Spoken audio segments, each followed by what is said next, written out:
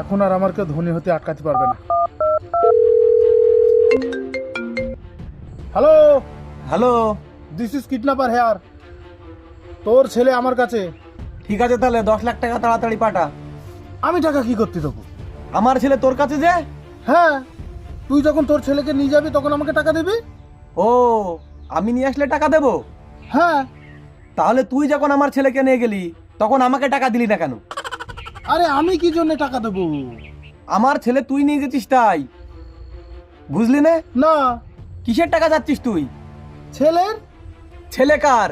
তোমার। টাকা কিডা নেবে? কিন্তু এরম তো কথা ছিল না। আমার তো ছেলের বদলে টাকা লাগবে। যার কাছে ছেলে আছে সে টাকা দেবে। হ্যাঁ। ছেলে কার কাছে? আমার কাছে। তাহলে দে, টাকা দে। কিন্তু ভাই, আমি তো কিডন্যাপার, টাকা তো আমি পাবো। হ্যাঁ, কখন পাবো? যখন তোর ছেলে কিডন্যাপ হবে তখন তুই টাকা পাবি। ও আচ্ছা, ঠিক আছে তাহলে। হ্যাঁ।